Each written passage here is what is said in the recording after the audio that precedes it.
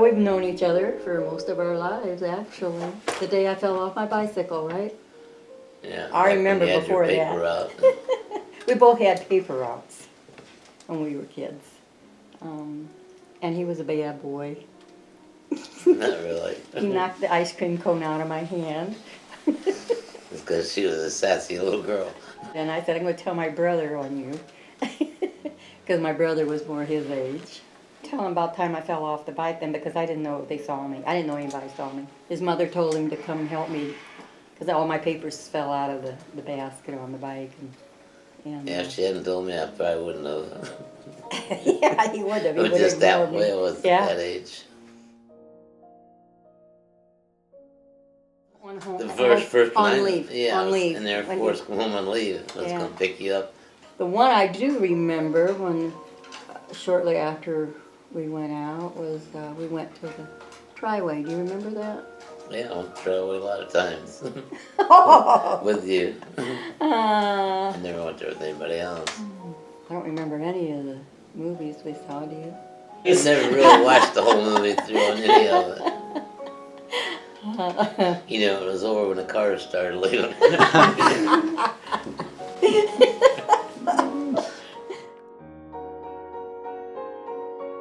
Well, that's a hard question because I don't know that anybody actually takes a date Right. or a time frame to when they decide they was in love with somebody. Well, I had been thinking about it after he had asked a couple of times, do I want to do this? So I guess it was then that, yeah, you know what? I guess I do, and I guess he has to be the one. And do I really want to just have one time, one person, and am I going to stay faithful? Am I going to, so it's got to be for real. And if I don't think it's for real, then I can't do this. So, and he needs to know real soon, so I guess I better be thinking, yeah, I guess I do. Yeah. So then when he asked the third time, oh boy, okay, I guess I better. We can do it. And what's it been, how many years? Well, 3 months later, we got married. He asked me the third time, and he says, and I'm not going to ask you again, so you better say yes. So. Oh, a year later, Tracy Lynn was born July the 16th. We were staying with my parents, and then we moved up to South Haven. South Haven, which is Valparaiso. Real nice neighbors up there. One that was like our grandparents lived right next door. Woke you up every morning at 5 o'clock mowing their yard. They had one of those little push mowers, and you're clip, clip, clip, clip. But they were such sweethearts, so we had nice neighbors. Lived up there for a year. And in the meantime of that year, we contracted to have a house built for us there in Portage. And he worked for that guy helping build houses, wiring them mostly. We did most of the work on our first home. I did all the painting and staining, and by that time, I was pregnant with Troy. We were going to have them all 2 years apart. Didn't work. It didn't work that way. We had complications, so we had to step things up. And we only went for the 4, not the 6. I don't know how we ever decided on 6. I think because his mom had 6, he thought I should have 6. I just thought 6 was good, and we had fun, 6 of us. But I'm glad we stopped at 4.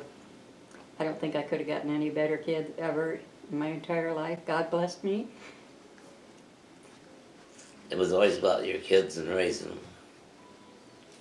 That's been my entire life, was just being, as best a mother as I could be. God gave them to me the way I wanted them, and I thought I got to take, they are my life. They still are my life.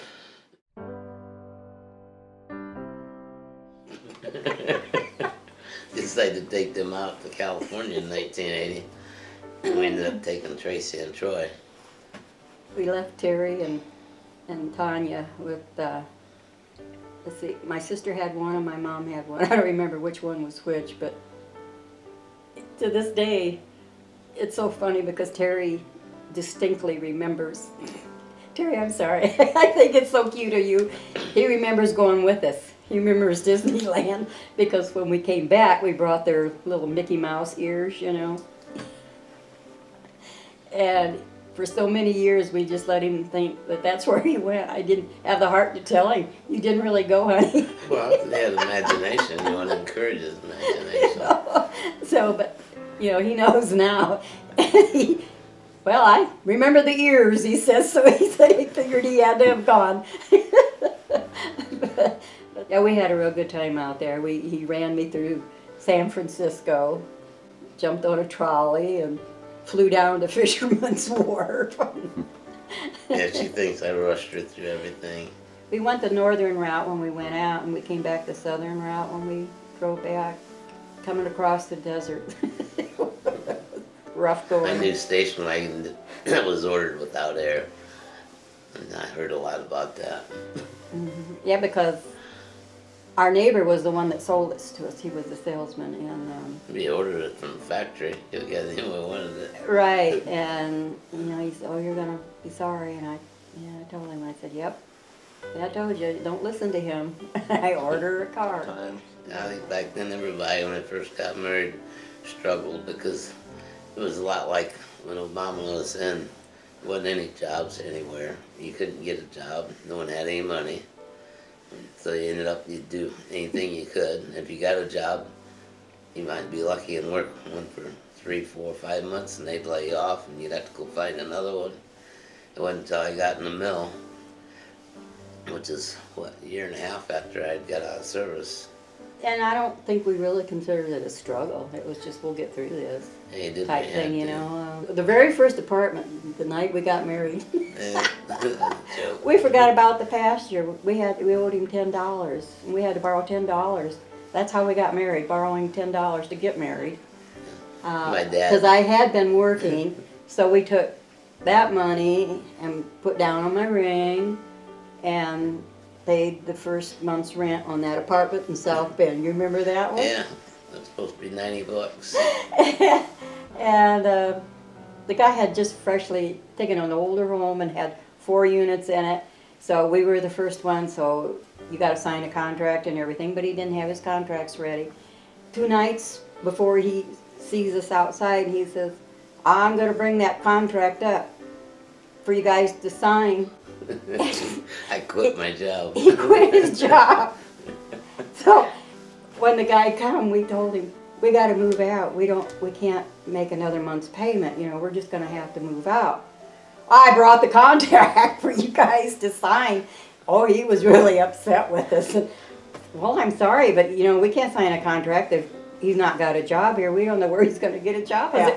I'll never forget that place. That, you know, it was funny. Well, the bathroom was the worst of all. You went in, the sink was right here, and then to go back to the toilet, but you had to go past the shower. But you had to go sideways because it was just so narrow. So you were going sideways, and when you were sitting on the toilet, if you wanted to get up, if you weren't careful, you'd hit the wall. Couldn't nobody come in either because you're sitting right there. So you had the use of the bathroom to yourself. But that was hilarious. And then the one night at supper time, we were sitting, and there was just 2 chairs at the table. The table was about that wide in the kitchen, and it was the sink, stove, and refrigerator. No counters, okay?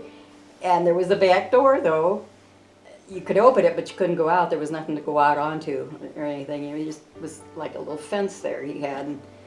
And we had it open because it was August. It was still nice. We were sitting there eating. He says, "Don't look now." But there's a little colored boy sitting in the pear tree out there, and he just sat there watching us. What do we do, invite him in or what? You know? So we hollered at him and asked him to come in, and he skimmied down that tree and he took off. We never saw him no more, but you know, I mean, stupid little things like that you remember. I think we stayed at my folks for a couple of nights. We went over to some friends that had houses here in Walkerton, rentals, and we got an apartment from that, and I'll never forget that one either, because when it turned winter, that winter, all they had were what they call these big space heater things that run on oil and like that. Let it rain And on it a was few while. snowing like crazy, and I was waiting for him because he worked nights.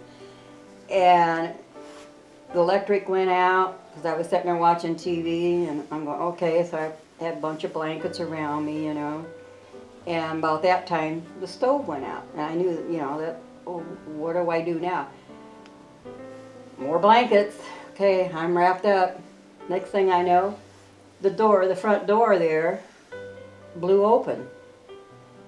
And I'm going, well, this is getting ridiculous. And I just sat there. I wasn't getting up.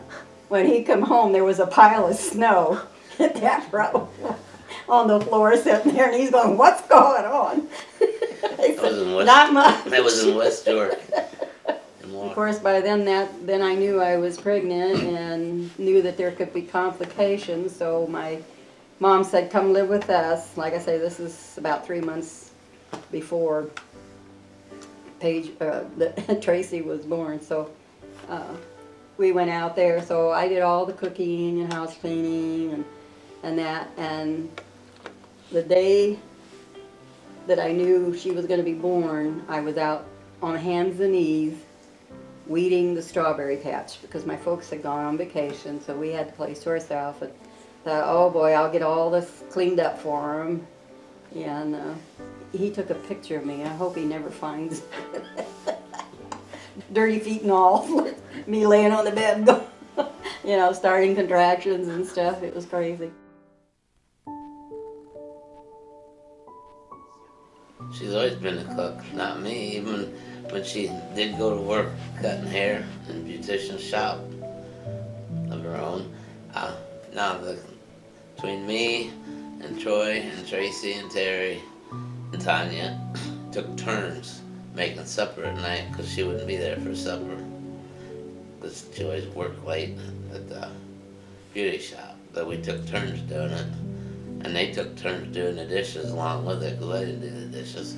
You know, But- he has never done anything in the house like that. Maybe open a can of pork and beans. Might fry a hamburger if he was really like desperate. I say, I am not a cook. But they didn't You do know that that. until the one night that I got home at 9 o'clock at night, and I had hardly shut the door, and they hollered at, "What's for supper?" That's it. You guys sit down there watching TV, and I'm out working. You should have supper ready for me.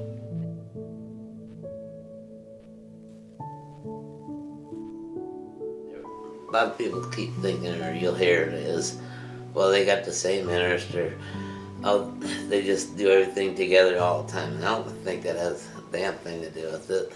Really, it comes down to you thinking enough of the other half that you don't complain or stand in the way of something they do want to do. You don't sit there and encourage them on everything either. But I mean, your decision is that they're going to do what they want to do that's individual, and you're going to do what you want to do that's individual. And if you can't, that's what a lot of arguments end up over, is when the people think, oh, I want to do this, and she don't want to let me, or he don't want to let me, vice versa, whatnot. It comes down to, like I say, is you got to do your own thing a lot of times. And at the same time, you do a lot of things together, and you do enjoy being together and doing things, especially with your kids. That's why you had them to start with. But there's no magic, I don't think, for anybody. It's a full-time That's job. what I think it is. Like I Right? said, what I just told you.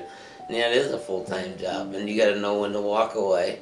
Anyone can get in a fight and be stubborn and end up people And we were get too divorced all stubborn the time. to divorce. You gotta be exactly. You gotta be stubborn enough to know that, yeah, I'm not giving in on this or that, but no, I'm not right all the time on everything. So you gotta, like I say, have some quiet time on your own. If you walk away to think things about what you said or what someone else said, and try to make certain that you don't let that happen again. And a lot of times it does, but you still keep working on it. You don't just say, oh well, nothing works. You know, throw the towel in. Be happy, be in love, just love life, you know, just love life. And they all are examples, all my kids are. I think they've all done well for themselves. I just love seeing them being happy.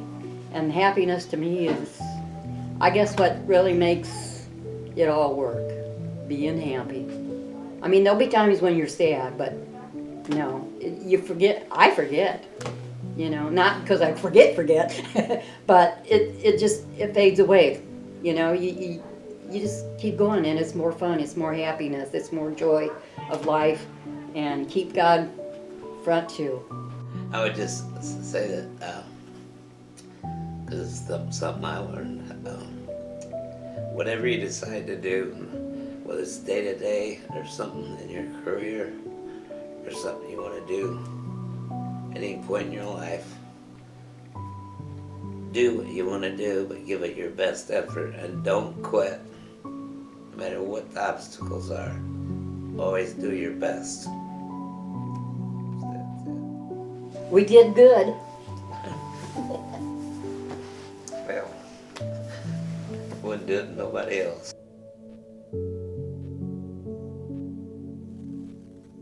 Love you.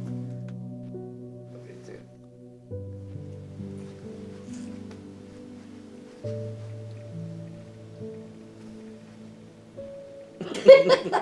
too.